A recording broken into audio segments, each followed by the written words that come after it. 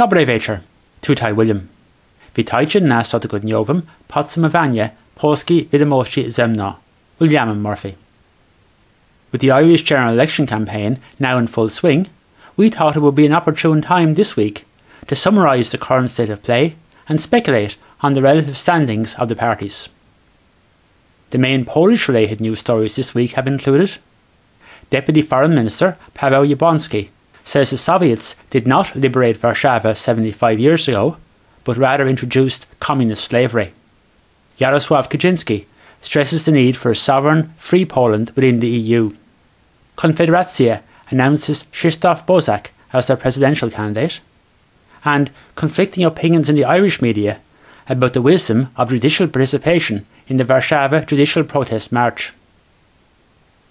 Turning first to the general election here in Ireland, for which nominations for Dáil candidates closed on Wednesday, as did the opportunity to get on the supplementary register of electors.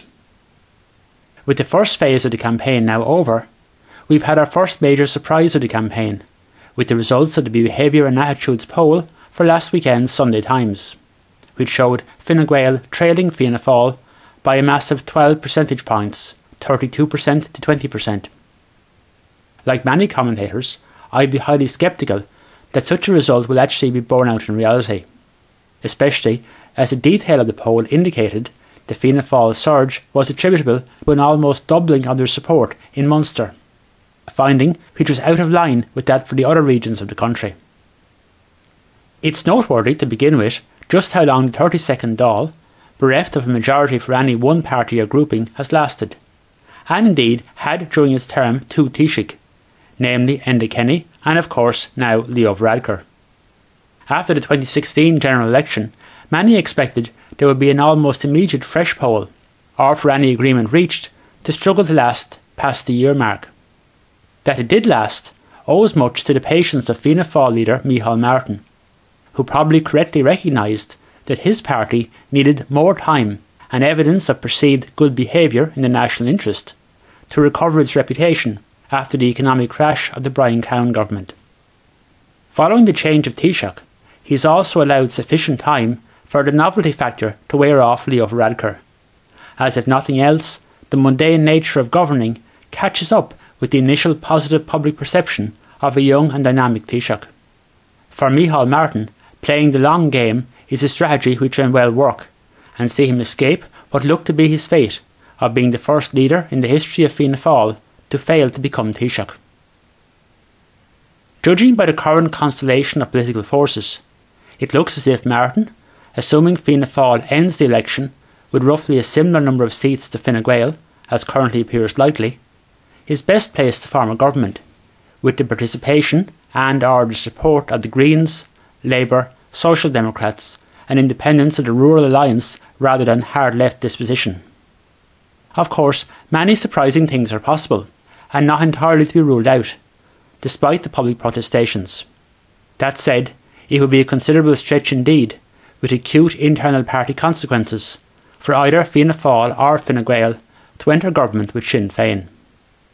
The Dáil numbers will produce their own narrative, numbers which we'll only know after polling on February the 8th. The viability or otherwise of any particular grouping of parties seeking to form a government may well be determined by a handful of Dáil seats determined late in the counts. But that's the magic of Irish elections, given our proportional representation electoral system with a single transferable vote, and no minimum nationwide threshold for a party to gain representation in Parliament.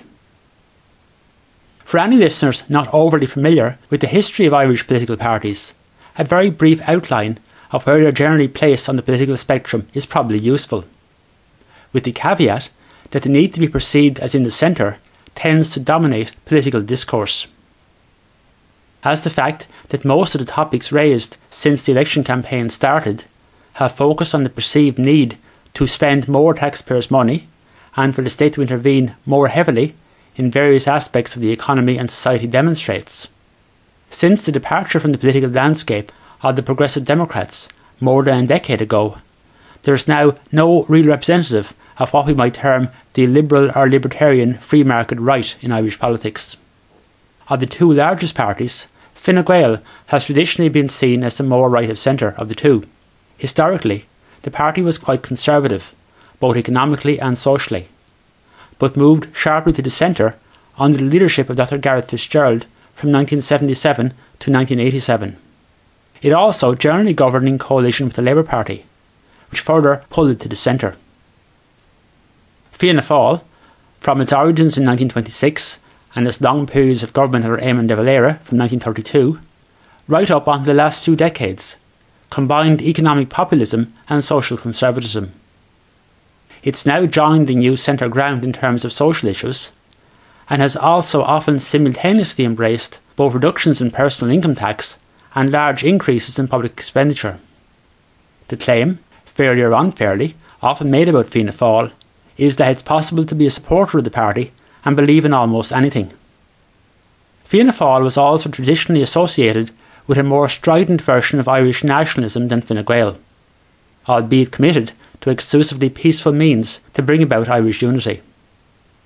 Certainly under the Varadkar leadership, Fine Gael too haven't been shy about wrapping itself in the green jersey, in support of the nationalist population in Northern Ireland, as evidenced by much of the engagement with the UK over Brexit.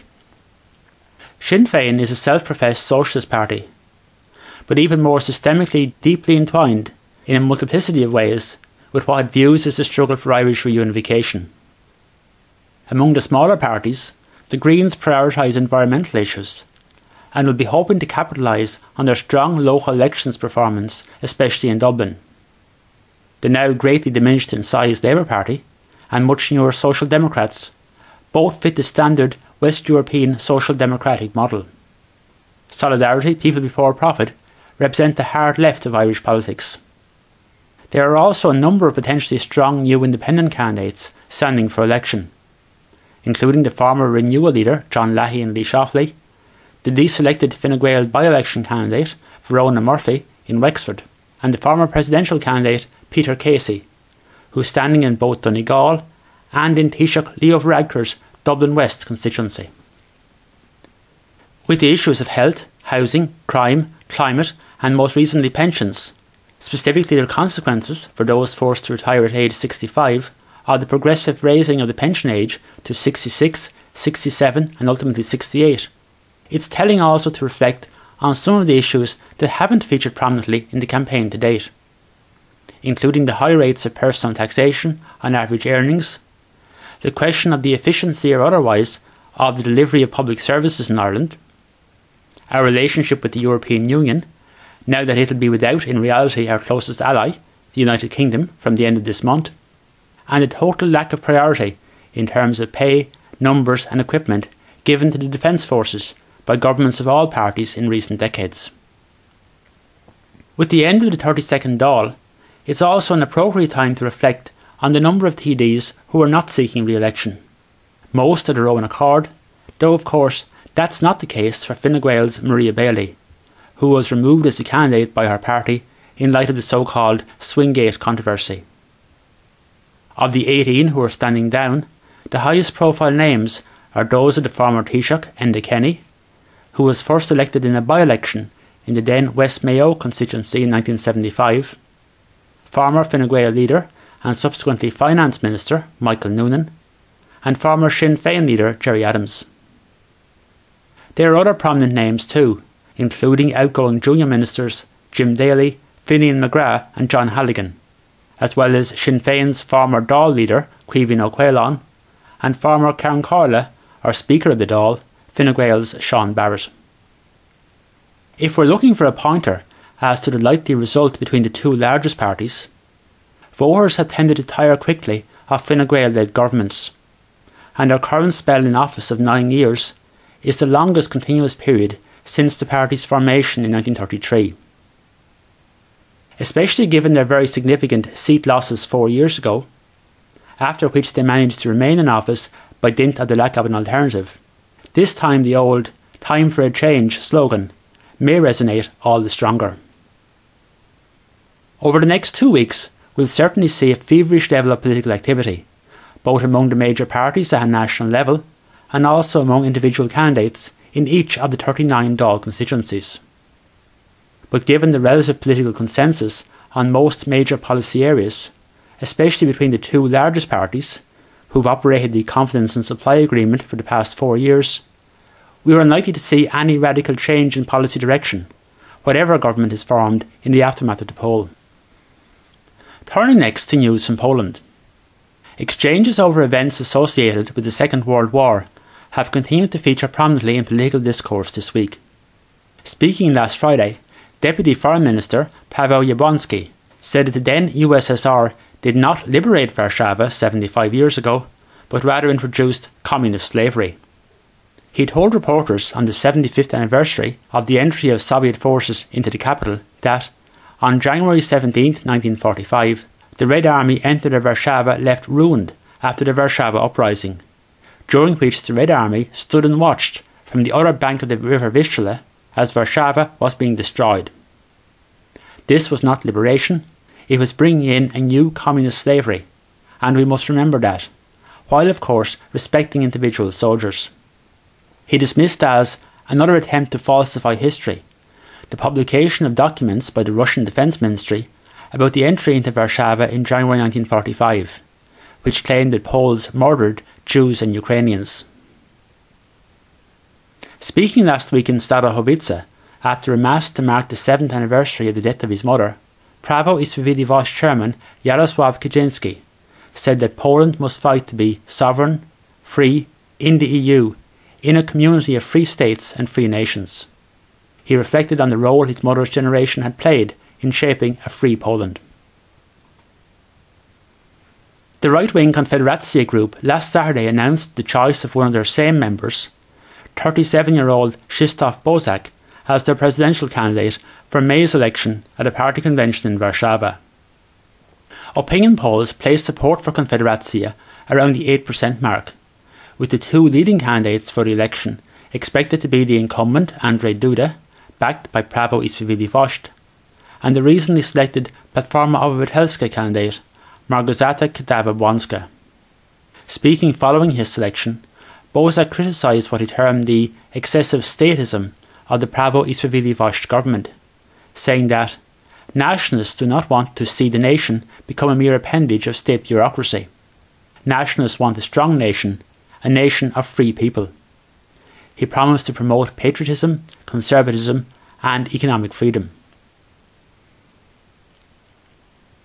Last week, we covered the participation of the Supreme Court judge, Mr. Justice John McMenamin, in a silent protest march in Warszawa against the government's judicial reforms, and I voiced scepticism, to put it at his mildest, at the wisdom of a serving senior member of the judiciary taking part in effectively a political protest in a friendly democratic state. On the same topic, last Friday's Irish Times carried an interesting article by Ronan McRae, who is a professor of constitutional and European law at University College London, whose central thesis was encapsulated in the headline, "Irish judges have every right to back protests in Poland." In summary, it argued that given the interrelationships between national judicial systems within the EU and the mutual requirement to recognise legal decisions, any erosion of judicial freedom in Poland is legitimately a matter of concern and action for judges throughout the bloc. The article was in response to an Irish Times editorial of January the 8th, which, although frankly in my view containing many outrageous generalisations about the political situation in Poland, such as that the country has been sliding towards authoritarianism, did make the point that Irish judges are wrong to take to the street, and that, on matters of law and policy, at home and abroad, judges should speak through their judgments. More than 500,000 Polish citizens living in the UK have already applied for settled status, allowing them to remain in the country after the expiry of the Brexit transition period. Of the 2.8 million applications received up to the end of December, Poles represented around 19% of the total, the largest single nationality. Home Office Minister of State Brandon Lewis warmly welcomed the 500,000 applications, and the department will be organising a series of information meetings across the UK to assist the submission of further applications. Just over 900,000 Polish citizens live in the UK. To wszystko na Czynczyzn. Zapraszam na kolejne podsumowanie sa tidjin ó ta samir próise. Dobranoc.